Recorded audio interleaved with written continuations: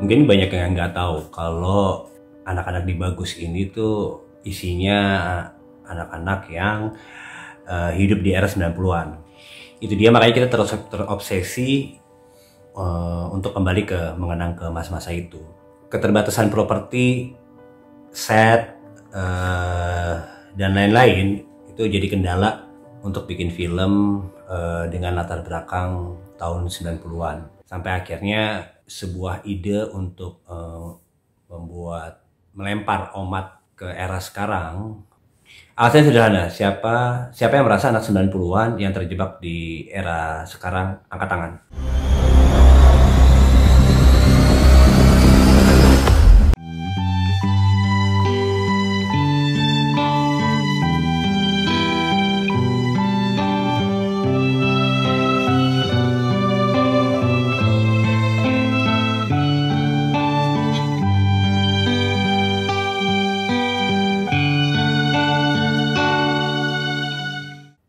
Banyak permasalahan yang terjadi akhirnya karena mereka-mereka yang tadi yang terjadi sama mereka yang merasa terjebak di era sekarang. Misalnya perkembangan digital, terus sosial media yang masif,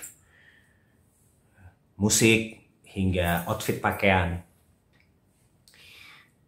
Terbenturnya mereka itu ya masalahnya mungkin karena mental masing-masing aja ya, serta ada pemikiran bahwa era 90-an lebih beradab dibandingkan era sekarang. Nih bang, sekarang mah ya zamannya ojek online. Apaan itu bang? Ya, abang udah punya aplikasi belum? Aplikasi? Yang di handphone abang. Handphone? Ah, ngaco bang. Lah, lo orang mana sih bang? Handphone kagak ngerti, aplikasi kagak ngerti, ojol kagak ngerti.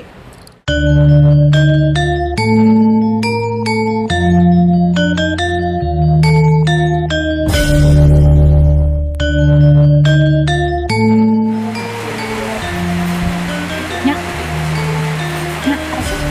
Itu, Mas lo. Males. Ih, lu udah ada dong, itu udah dateng tuh. Ih, gila kali, nggak mau. Ya udah sih. Siapa? Tuh, Masnya Anya.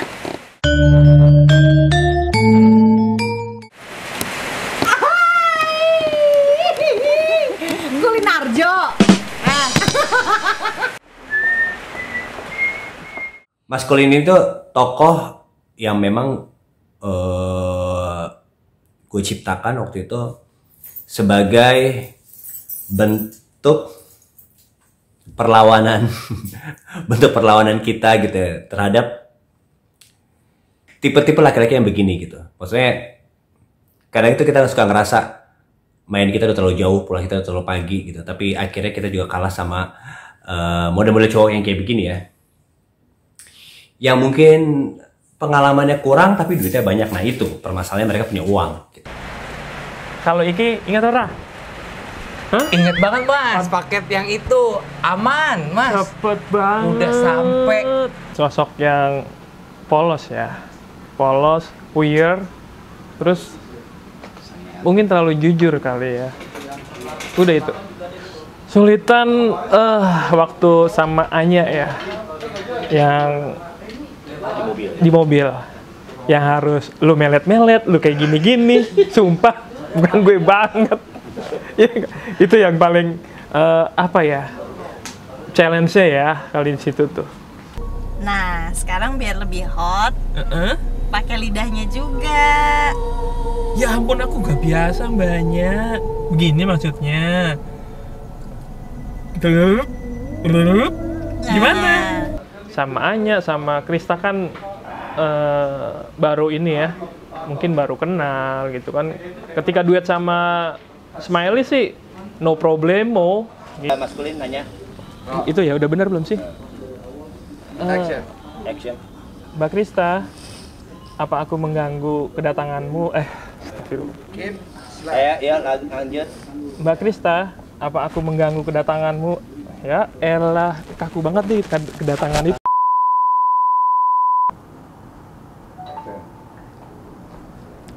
Apapun masalahnya, semua bisa diatur. Don't worry, be smiley. Ada sosok namanya Sarmili. Sarmili ini diperankan sama Bobby. Bobby itu waktu di episode-episode awal dia berperan sebagai preman, dia berperan juga sebagai Bang Jali. Terus sekarang setelah Omat di era 2021, Bobby menjadi sosok yang namanya Sarmili. Sarmili ini sosok yang penuh distorsi gitu ya. Orang-orang kayak Sarmili itu banyak banget di sekitar kita, yang apa-apa pakai hitung-hitungan gitu. Apa-apa otaknya tuh jalan gimana caranya dapat cuan gitu. Kalian tuh kerupuk, tisu lo hitung. Tapi buat Mbak Debbie saya diskon deh. Iya berapa? Ya udah 200.000 Mbak. Udah gampang itu mah. Udah nggak masalah kalau uang. Non. Ngeliat apaan sih? Smiley. Ya. Ada yang bisa saya hitung non? Saya bantu. Kamu mah hitung-hitungan mulu. Nah, non. Tapi kita juga nggak bisa mengindahkan kalau bagaimanapun juga mereka juga tetap orang. Pasti ada alasan kenapa mereka melakukan itu. Gue terpaksa, Mat. Itu kenapa gue terlihat perhitungan, Mat? Apa-apa ada cuannya. Karena gue pengen buru-buru bayar utangnya, Mat. Gue memerankan ada yang selewat juga gue jelasin ya. Kurang lebih ada 4 karakter ya. Di episode pertama gue memerankan Bob's Nobody sebagai preman yang malak si Omat. Di episode 2 gue memerankan Bang Jali. Dan di episode 3 sampai episode 9, 10 mungkin, gue memerankan Sarmili.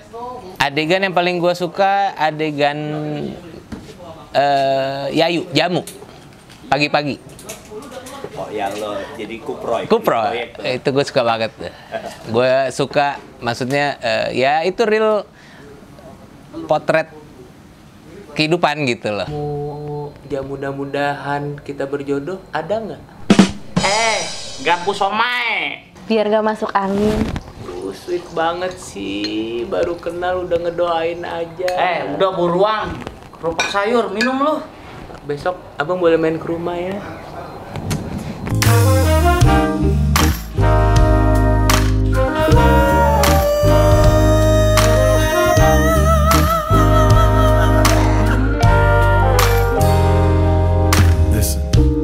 Woi, kan gua peran utamanya. Oh iya. Lupa. Udah siap?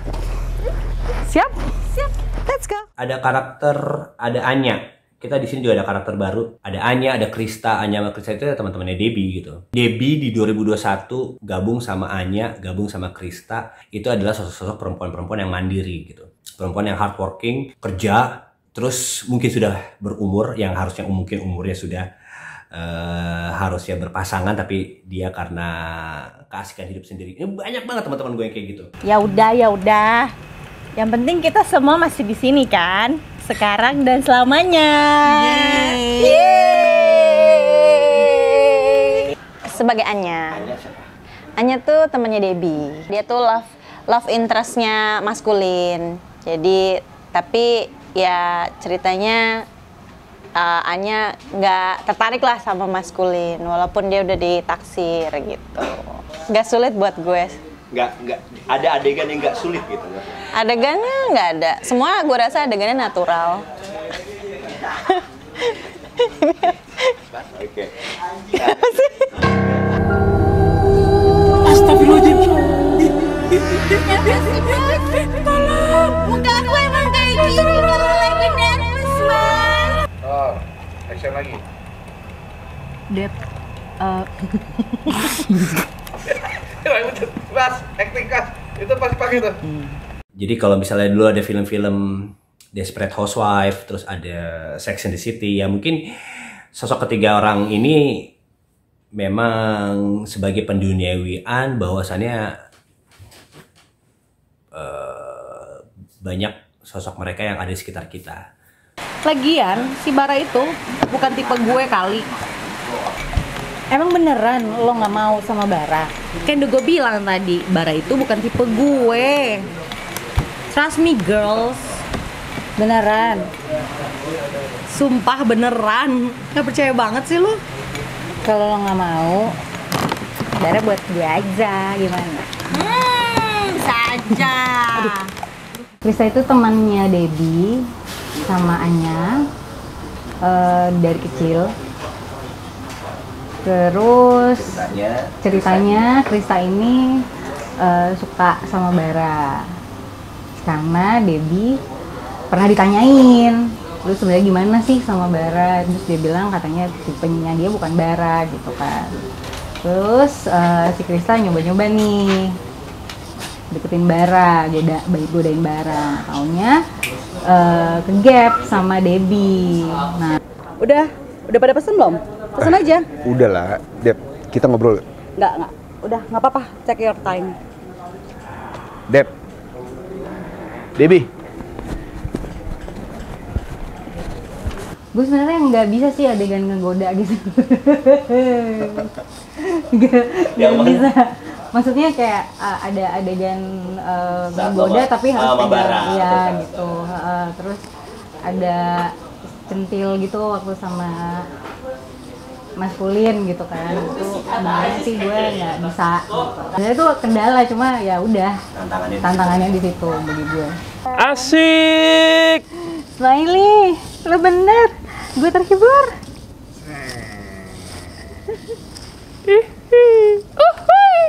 Panjang nih, bisa satu episode sendiri gua. Semuanya ya? Iya. Pohon-pohon juga lo ya?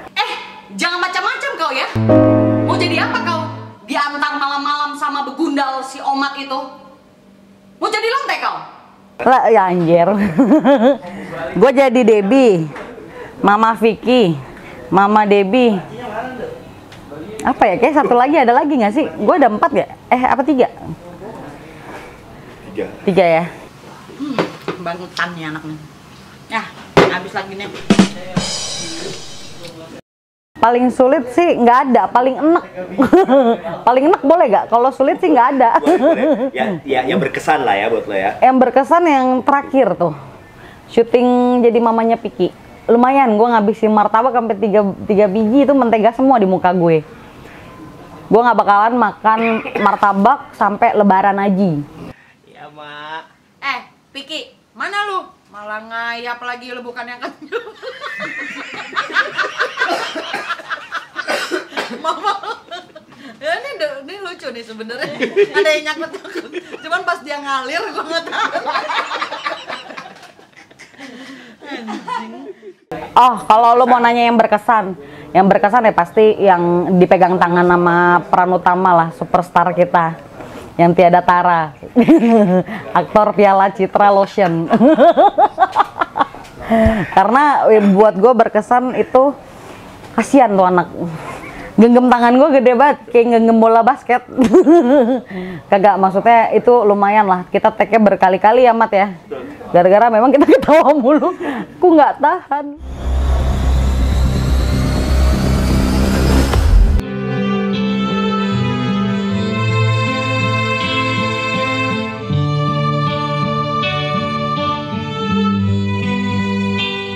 Dep, dibuka hatinya deh. Woi, Sarmili, mana lu? Sini lu, butuh air. Ada deh bang. Mana itu agar-agar SD? Agar-agar SD bang. Iya. Adanya es kemong. Es kemong. Lu mau tanggung jawab emak gua kalau ngajakin gua jajan sembarangan? Dari anak saya ada Vicky. Vicky juga memang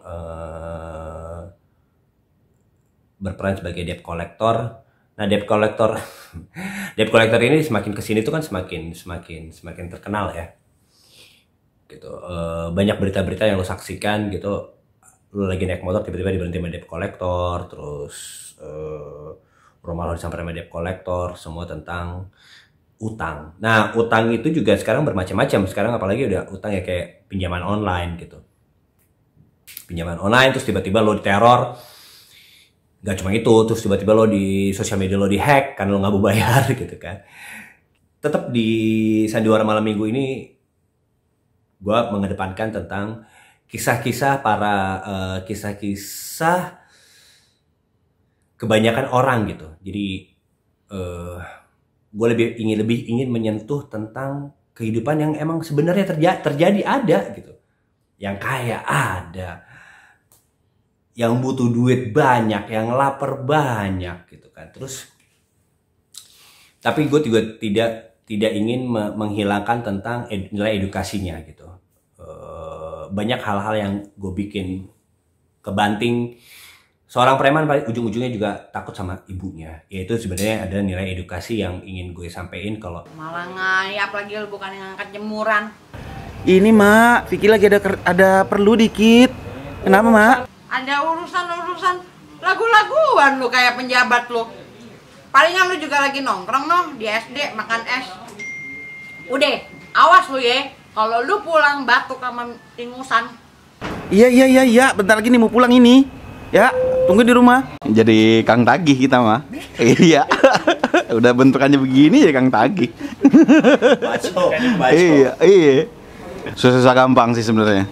Susah gampang, iya. Gua pas baca, anjing ribet juga ya. Emang susah juga ya ternyata ya. Pas gua ngerjain tuh, udahlah bodo amat lah, iniin aja deh, iya improve aja udah gitu. Takutan Mas, action. Ampun bang. Butuh air sini loh. Aduh bang, ampun. Mana tuh agar-agar SD? Agar-agar SD bang.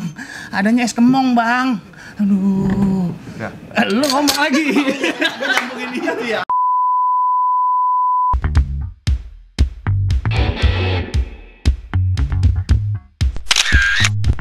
Bara. Kok bisa sih? Kok maling ya? Bukan om. Bukan. Dari awal sampai terakhir semuanya aman buat gue ya. Memang karena kebetulan juga gue ketemu temen-temen yang mainnya kayak Debbie, terus sekitar gue Omat atau Bang Jali gitu, sampai Mas Agung dan mainnya Omat, semua yang terlibat di dalam Sandiwara Malam Minggu luar biasa sih. Jadi buat gue nggak ada kesulitan sama sekali. Yang kayak gimana? Coba deh, lo buka hati lo. Lo lihat, harusnya lo ngeh ya. Orangnya nggak jauh.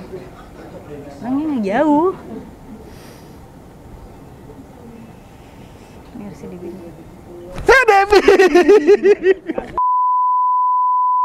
sosok Papa Anes berubah menjadi Bara gak terlalu banyak perubahan, kurang lebih masih sama. Omat juga sosoknya masih sama, tidak terlalu banyak.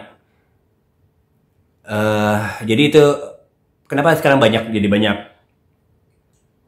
tokoh-tokoh baru gitu ya, karena gue coba untuk Omat itu kan kelempar ke 2021 ya, jadi dia akan meninggalkan set 95, tahun 90-an akan ditinggal set, dia akan di 2021 dia pasti akan ketemu sama orang-orang baru dan kita harus real sama hal itu. Orang-orang baru 2021 tuh kayak apa sih? Orang 2021 tuh kayak apa sih? Ya kayak mereka-mereka ini. Mat, berubah ngapa? Kan kita tinggal berdua nih. Babe lu udah nggak ada. Ini sumber mata pencarian kita. Udah nggak ada lagi. Lu kan anak laki. Bagaimana kek? Caranya masa mau begini terus? Nggak kasihan emak? Jujur ya, ini nggak ada tawaran, langsung ditembak. Kita lagi ngopi, dia langsung nunjuk. Besok lu syuting ya? Hah? Syuting? Syuting apa? Bantuin gua Wi, di Bagus. Nggak bisa. Perlu latihan, nggak usah. Jadi tidak ada tawar-menawar. Tidak ada, langsung jedar, ditembak. Aduh, gimana ya Bang Jali ya? Roman-romannya anak kaya kagak setuju tanahnya dijual. Itu harta warisan babinya satu-satunya. Wah, bagaimana dah? Kagak bisa begitu dong, Po. Si Omat ya, kagak bisa banget dibilangin. Ya, alhamdulillah ya. Kayaknya sih ceritanya masuk akal, bagus. Ya itulah kehidupan orang Betawi kali ya, walaupun bukan orang Betawi asli, nggak tahu juga kayak gimana, tapi mungkin ada sedikit gitu, ada sedikit sisi benernya. Ya bagus lah, masih bisa diterima, walaupun Ya mudah-mudahan sih ya orang berubah cara berpikirnya. Kalau orang Betawi nggak begitu. Nggak habis pikir gua. Lu cuma mikir yang cepet-cepet aja. Lu kenapa jadi marahin gua, Mat? Kan gua udah ngaku salah. Ya jelas lah gua marah. Nggak ada sejarahnya gua jual tanah warisan. Kan gua bukannya jual, Mat, gua gade.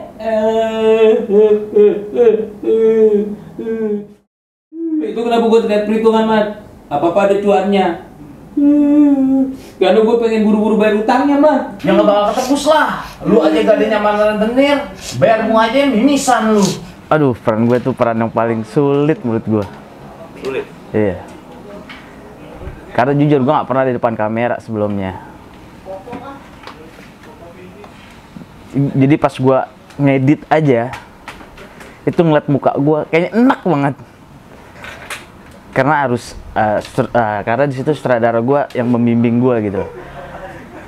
Lo harus fokus, lo harus tenang gitu. Ketika gue dikasih skrip dari episode 1 dan kedua 10, itu gue baca, ampun, gue bilang. Gue jujur, gue orang yang paling nggak bisa hafal gitu. IQ gue agak kurang gitu loh. Maksud gue agak ribet untuk ngafal gitu.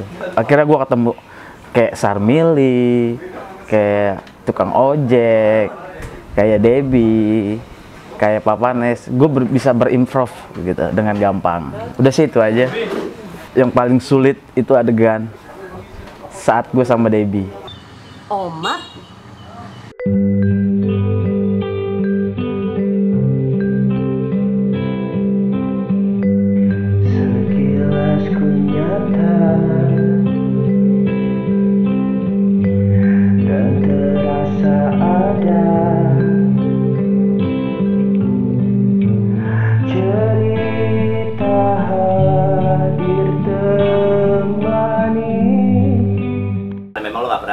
Iya begitu. Menatap cewek tuh, aduh, ribet gue. Gue udah pasti kalah dulu lah. Maksudnya udah pasti basah. Iya modelnya gitulah. Dari gue yang orang kampung gitu loh. Maksudnya dari emak gitu kampung ke 2021 yang gue kayak dicukur, berubah penampilan gitu. Yang lebih kemari gitu menurut gue beda aja gitu loh. Biasanya gue yang urakan kan, maksudnya gayanya udah bebas aja loh, nggak mentingin gaya banget apa, masalah gaya lah, bodo amat lah gue mah. Yang penting berkarir ya dengan hati. Hai, Aldebaran.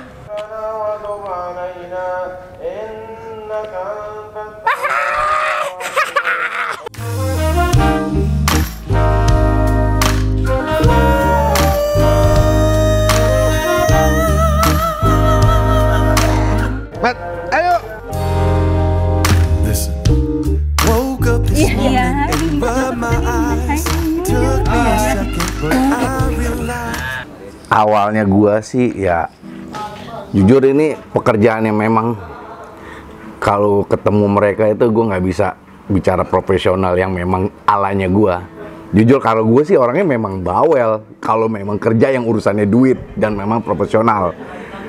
Karena apa? Gue nggak bisa di mereka kayak gitu karena ini gue seneng-seneng bikinnya ini gitu loh. Ini legacy gue buat gue, anak-anak gue bisa lihat gue, ini karya gue loh gitu loh.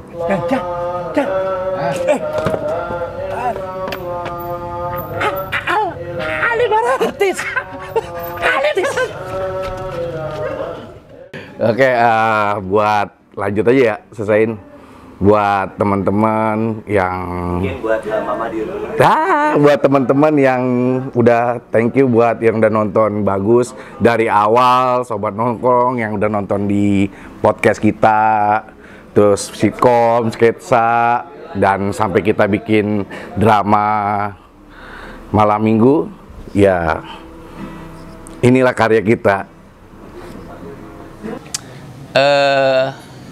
Di situ lengkap sih ya.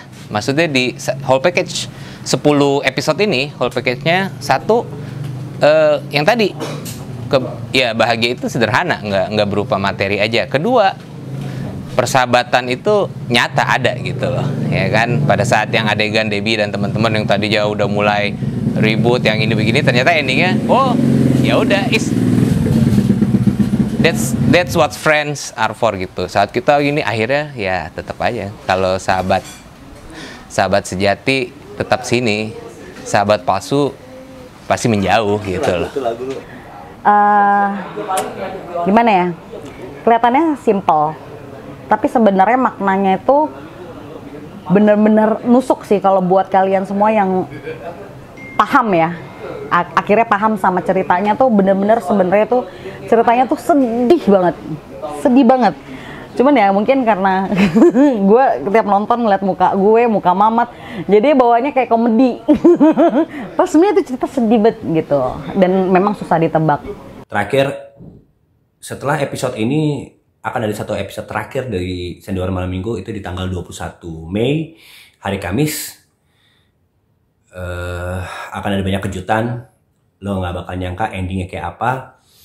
Jadi saksikan terus Sandiwara Malam Minggu setiap hari Kamis jam 8 malam di Bagus Channel.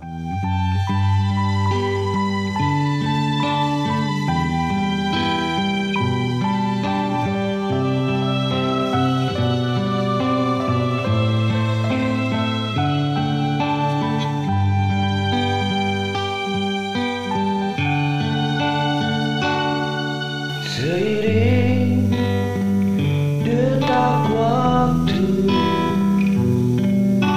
yang berjalan, tak ada satu masa yang terlewatkan.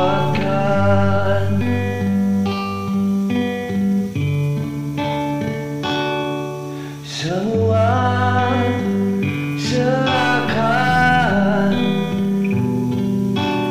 terpatri dalam hati, iringi langkah kaki hingga nanti.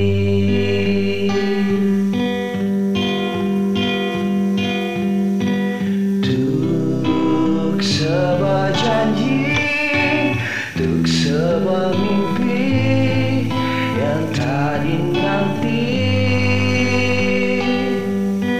untuk kata yang tak terucapkan,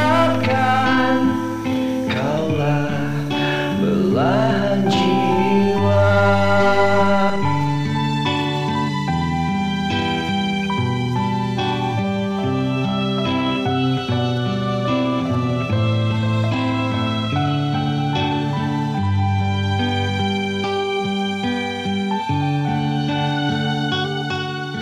Sandiwara Malam Minggu mengucapkan Selamat Idul Fitri 1442 Hijriah. Mohon maaf lahir dan batin. Saat dirimu pergi, tinggalkan aku.